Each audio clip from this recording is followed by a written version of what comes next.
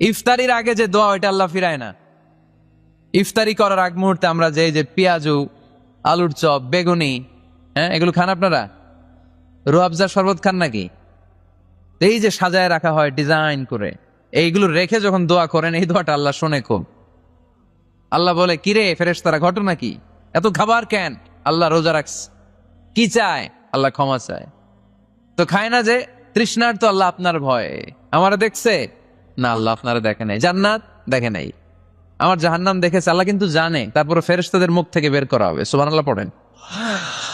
আমার জাহান্নাম দেখেছি কিনা বলো। ফেরেশতারা বলে না, জাহান্নাম দেখে নাই। আমার জান্নাত দেখেছে কিনা বলো, জান্নাতও দেখে নাই।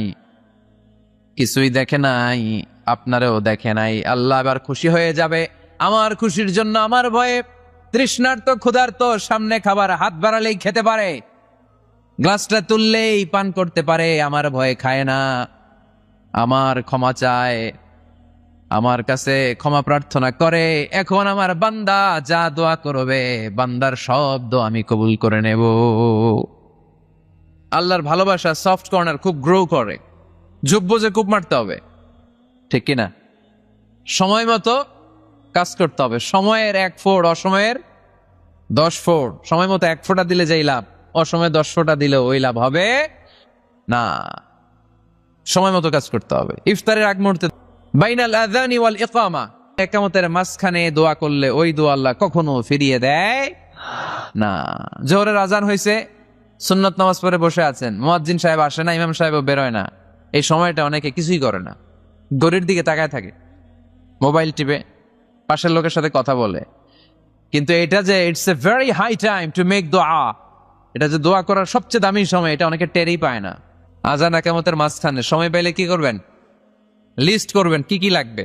আল্লাহ আমার টাকা লাগবে, আল্লাহ আমার পয়সা লাগবে, আল্লাহ আমার স্বাস্থ্য খারাপ, সুস্থতা লাগবে, আল্লাহ আমার ছেলে নাই, ছেলে লাগবে, আল্লাহ আমার মেয়ে নাই, মেয়ে লাগবে, আল্লাহ আগামী ইলেকশনে আমি দাঁড়াইতে চাই, আমার তুমি চেয়ারম্যান বানাই দিও। এগুলো লিখবেন। সুপার শপে গেলে কিন্তু আমরা লিস্ট করি, চাল লাগবে, ডাল লাগবে, রসুন লাগবে, পেঁয়াজ লাগবে, করি না লিস্ট? দেখেন দুনিয়ার জন্য কত কনসাস আমরা, কত সচেতন। কিন্তু আল্লাহর কাছে কি চাওয়া লাগবে ওইটা নিয়ে টেনশন নাই, লিস্ট করবেন আর চাবেন। এরপর আল্লাহর হাবিব বললেন, দুবুরাস সালাওয়াতিল মাকতুবা, প্রত্যেক ফরজ সালাতের পরে আমরা যে আল্লাহর কাছে দোয়া করি, ওই দোয়া কবুল করে কে? তাসবিহ পড়বেন আগে, এরপরে দোয়া। ওইটা আমাদের দেশে যেটা, ওইটা না। আসসালামু আলাইকুম রাহমাতুল্লাহ, আসসালামু আলাইকুম রাহমাতুল্লাহ, আল্লাহুম্মা আমিন ইয়া আরহামার রাহিমিন। হাসান এরকম একটা দোয়া আল্লাহর হাবিব কিন্তু এরকম করতেন না, সাহাবারা করতেন না। ওনারা বসে বসে তাসবিহ পড়তেন লম্বা সময়। তাসবিহ পড়ে এরপরে দোয়া করেন, কবুল হবে। আয়াতুল কুরসি পড়বেন, কবুল করে নিবে কে? মান ক্বারা আয়াতুল কুরসি দুবুরা কুল্লি সালাওয়াতিন মাকতুবা লাম ইয়ামনাহু মিন দুখুলিল জান্নাতি ইল্লাল মাউত। প্রত্যেক ফরজ সালাতের পরে যে একবার করে আয়াতুল কুরসি পড়ে, তার জান্নাতে ঢোকার ক্ষেত্রে আর কোনো বাধা নাই। একটা জিনিস ছাড়া, মরণ। মরে না তাই জান্নাতে যায় না, মরলেই জান্নাতি। ইয়া রাহিম, ইয়া গফুর, ইয়া গফফার, ইয়া সত্তার, ইয়া জব্বার। দোয়ার শুরুতে এই নামগুলো ধরে ধরে যদি আবেগ নিয়ে, ভালোবাসা নিয়ে আল্লাহরে ডাকেন, দোয়া কবুল করে নিবে কে? এই দোয়ার মাঝখানে যদি 1 ফোঁটা চোখের পানি ফেলতে পারেন, কবুল হবে? কবুল করবে কে? চোখের পানি ফেলবার চেষ্টা করবেন। নিজেকে যত ছোট করে আল্লাহর কাছে উপস্থাপন করা যায়, যত ছোট করা যায় নিজেকে। আল্লাহর হাবিব সাল্লাল্লাহু আলাইহি ওয়াসাল্লাম মহাবিশ্বের শ্রেষ্ঠতম মানুষ, তিনি দোয়ার সময় আল্লাহরে বলতেন, আল্লাহুম্মা ইন্নী আবদুক, আল্লাহ আমি আপনার দাস, আমি আপনার গোলাম। ওয়াবনু আবদিক, গোলামের ঘরের গোলাম। ওয়াবনু আমাতিক, দাসীর ঘরের গোলাম, বান্দির ঘরের গোলাম। আমার বাবা আব্দুল্লাহ আপনার গোলাম, আমার মা আমেনা আপনার দাসী। সুবহানাল্লাহ পড়বেন না? কিভাবে নিজেকে ছোট করতে হয় আল্লাহর হাবিব সাল্লাল্লাহু আলাইহি ওয়াসাল্লাম ছোট করতেন। গুনার কথাগুলো স্মরণ করবেন, আল্লাহরে বলবেন, আল্লাহ আমি ছাড়া তোমার অনেক বান্দা আছে, কিন্তু তুমি ছাড়া আমার আর কেউ নাই, ঠিক কিনা? এইভাবে যত ছোট করে নিজেকে উপস্থাপন করা যায় দোয়াতে, এই দোয়া কবুল করে নেবে কে? এরপরে সম্মিলিত যদি দোয়া হয়, যিনি দোয়া করবেন তার প্রতিটা দোয়ার পরে আমিন বলা সুন্নাহ। যদি কেউ দোয়া করে রব্বানা আতিনা ফিদ দুনিয়া হাসানাহ ওয়া ফিল আখিরাতি হাসানাহ ওয়া কিনা আযাবান নার, তখন সবাই কি বলবেন? এই পদ্ধতিতে যদি আপনি দোয়া করেন, আল্লাহর কাছে প্রার্থনা করেন আর ফরিয়াদ করেন, আপনার দোয়া কবুল করবে কে? যখনই দোয়া করেন আপনার ডাকগুলো শোনে কে? তারপরেও বিশেষ কিছু সময় আছে, বিশেষ কিছু মুহূর্ত আছে, ওই মুহূর্তগুলোতে দোয়া করলে দোয়া কবুল করে কে? এর মধ্যে একটা মুহূর্ত হলো তাহাজ্জুদের মুহূর্ত। কিসের মুহূর্ত? তাহাজ্জুদ পড়েন তো আপনারা? হ্যাঁ, এখন আওয়াজ নাই গলায়। পড়ি? ফজরের নামাজই পড়তে পারি না হুজুর, তাহাজ্জুদ কেমনে পড়বো? ومن الليل فتهجد به نافلة لك عسى أن يبعثك ربك مقاما محمودا। এটা এমন নামাজ, এই নামাজের পরে দোয়া করলে কবুল করবে কে? ওই মুহূর্তে আল্লাহ প্রথম আকাশে মনোনিবেশ করেন, ডাকতে থাকে, কার কি লাগবে চাও? টাকা লাগবে টাকা দেব, সম্পদ চাও সম্পদ দেব, সম্মান চাও সম্মান দেব, বউ লাগলে বউ দেব। আছে না নাই? লাগবে না? এদিকে তো বেশিরভাগ অবিবাহিত মনে হচ্ছে।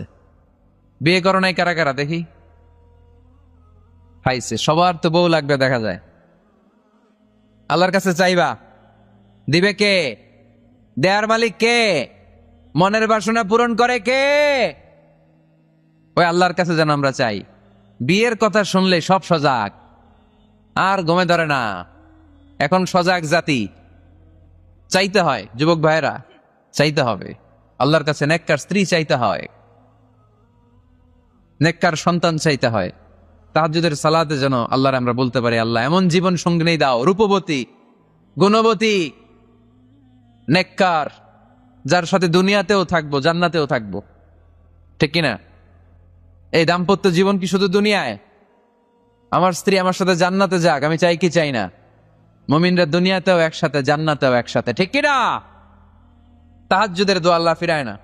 এরপর আল্লাহর হাবিব বললেন, বৃষ্টির নিচে দাঁড়িয়ে দোয়া করো। বৃষ্টি যখন পড়ে বৃষ্টির নিচে দাঁড়িয়ে আপনি দোয়া করবেন, দোয়া কবুল করবে কে? আবার নামাজের মধ্যে 3 জায়গায় দোয়া কবুল হয়। নামাজের শুরুতে, সেজদায় পড়ে, সালাম ফিরানোর আগে। বিশ্বনবী রমাদান আল মুবারক আসার 2 মাস আগ থেকে প্রস্তুতি নিতেন। বিশ্বনবী দোয়া করতে শুরু করতেন রজব মাস থেকে, আর আল্লাহর কাছে বলতেন, আল্লাহুম্মা বারিক লানা ফি রজব ওয়া শাবান ওয়া বাল্লিগনা রমাদান। রজব শাবানে বরকতে দাও, রমজান মাসে গুনাহ ঝরাও। সপ্তাহ জুড়ে তুমি বরকতে দাও, জুমার দিনেতে গুনাহ ঝরাও। রজব শাবানে বরকতে দাও, রমজান মাসে গুনাহ ঝরাও। চিল্লায় পড়েন আমিন। রমজান আসার 2 মাস আগে বিশ্বনবী রজব মাস থেকে রমজানের প্রস্তুতি নিতেন। আল্লাহু আকবার। আর পড়তেন, আল্লাহুম্মা বারিক লানা ফি রজব ওয়া শাবান। ও আল্লাহ, রজব আর শাবান মাসে আপনি বরকত দেন। ওয়া বাল্লিগনা রমাদান, রমজান মাসে পৌঁছে দেন। এখন যে মাসটা চলতেছে এটা কি মাস? হ্যাঁ, তাহলে রমজানের প্রস্তুতি নেওয়ার দরকার আছে না নাই? রমজানের 2 মাস আগ থেকে উনি প্রস্তুতি নিতেন।